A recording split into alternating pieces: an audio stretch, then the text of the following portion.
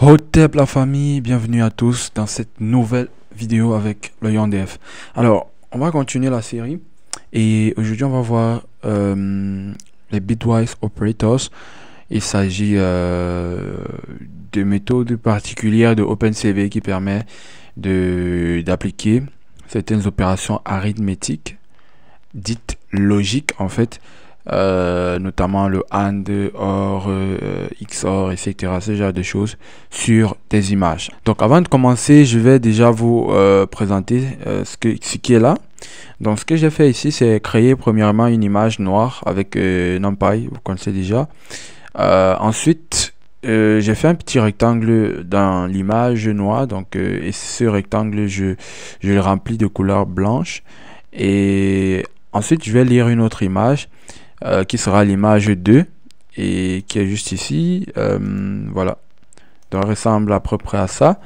On a une image noire et blanche. Bon, elle est divisée de moitié. Donc ce qu'on va faire déjà, c'est je vais déjà exécuter ça, afficher pour que vous puissiez voir. Donc là on a notre première image, donc le rectangle blanc, le voici.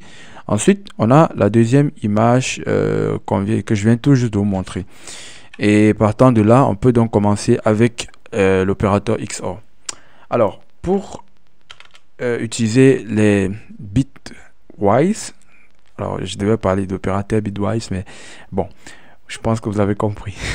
Pour utiliser l'opérateur bitwise, c'est tout simple. Donc, ce qu'on va faire, c'est, on va commencer avec le bit AND. Comme je vous ai dit, c'est des opérateurs logiques. Attendez, je vais vous montrer un petit truc.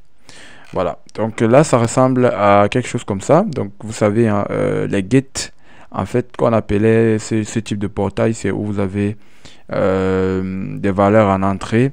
Là où il n'y a rien, c'est 0. Pour dire 0 et 0, ça va donner 0 en sortie. 0, 1 va donner 0 en sortie.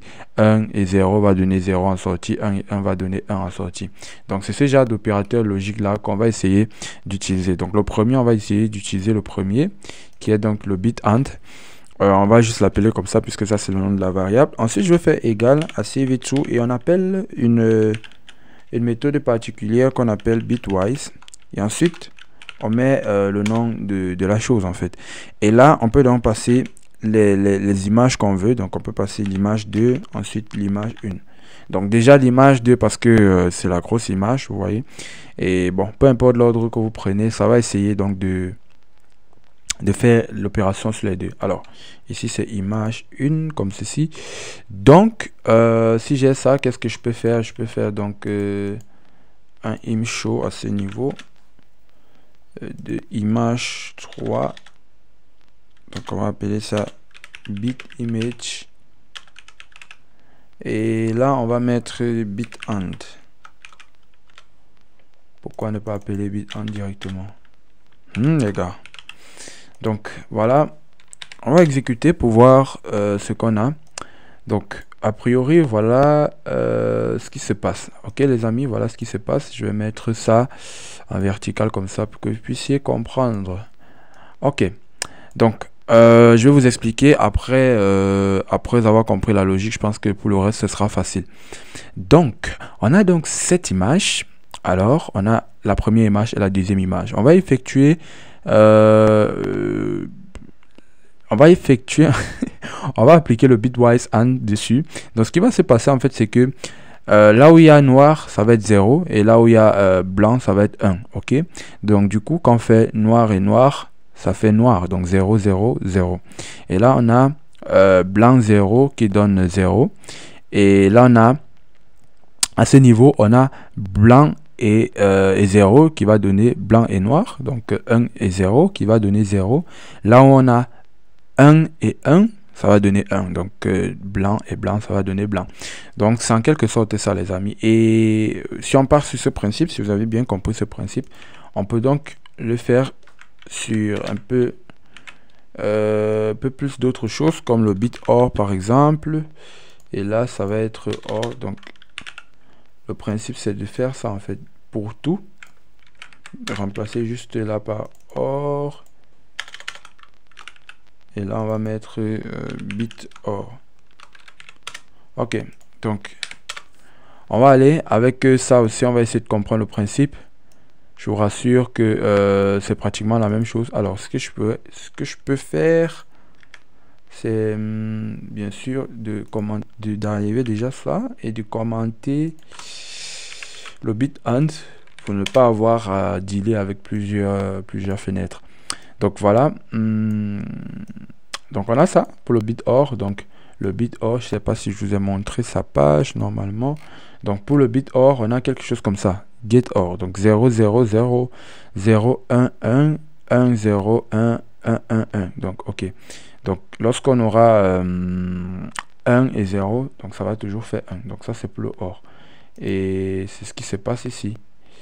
Alors je vais mettre ça comme ça. Ça va être compliqué après. Hop là. Le troisième, donc voilà, 0, 0, on a donc 0. Normalement, 0 et 1, on a donc 1. 1 et 1, on a 1. 1 et 0, on a 1. Voilà. Donc ça, c'est pour le bit OR. Facile, ok? Facile. Alors, on va créer on va essayer le bit XOR. Donc, on va essayer le XOR qui va donner quelque chose peut-être semblable à ça, mais la logique du XOR est différente, vous allez voir. Donc là, on va mettre XOR. D'accord. Je vais inverser. Bit XOR. Là, je vais copier ça. Je colle ça ici. Je mets bit XOR. Alors, on a quelque chose comme ça. Je pense que là on est bon. Donc lorsque j'exécute, voilà. Qu'est-ce que je pourrais faire déjà? Je peux vous montrer ça déjà. Donc le XOR, lorsqu'on a 0 et 0, ça va faire 0. On a 0, ensuite on a 1, ça va faire 1. On a 1 et on a 0, ça va faire 1. Et lorsqu'on a 1 et 1, ça va faire 0. Bizarre, n'est-ce pas? Justement, la différence entre ça et le OR, c'est tout simplement que c'est au niveau du dernier champ. Donc, lorsqu'on a 1 et on a un autre 1, sur le OR, on a 1 naturellement. Mais sur le get XOR, ça va faire 0. Donc, là, je vais réduire ça. Je vais revenir ici et vous montrer rapidement. Donc là, voilà, en quelque sorte, donc on a 0, 0, 0, voilà, de ce côté. De ce côté, on a 0 et 1, ça va faire 1. Ensuite, on a 1 et 1, et bizarrement, ça donne 0. Donc voilà un peu le principe. Et là, on a 1 et 0, et on a donc 1, donc naturel. Donc c'est vraiment ça, l'unique différence, avoir ce 1 et ce 1 qui donne 0. Donc ça, c'est pour le XOR. Alors, bien évidemment, vous vous doutez bien que on a d'autres opérateurs, donc on peut faire ça encore et encore pour les NOT gate, les NAND gate, etc. Donc voilà, il y a plusieurs, il y a encore 3 opérations, le XNOR aussi. On va pas faire tout ça, donc je vais tester un dernier, peut-être 2 derniers. Voilà, BitNote. Déjà, CV2, je pense que j'aurais dû juste copier ça à chaque fois. Alors, je vais venir ici et je vais mettre note des images 1. Et là, vous voyez bien que sur le note, on n'a pas besoin de 2 trucs en fait. Donc, on va juste venir faire le note de image 1 et le note de image 2. Donc là, je vais appeler ça 2. Et là, je vais commenter ça. Contrôle.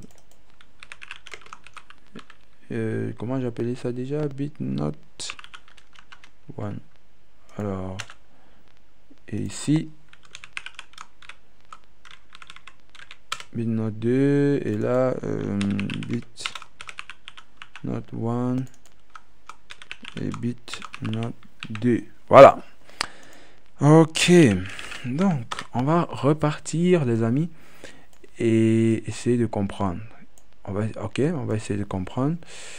On va essayer de comprendre ce qui s'est passé ici.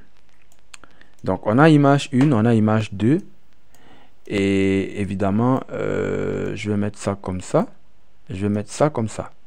Alors, lorsque vous regardez ces quatre images, on peut constater en fait que chaque chose ici est juste le contraire de l'autre. Ok, donc tout naturellement, ici, lorsqu'on a 0, ça va se passer, ça va se transformer en 1. Donc voilà.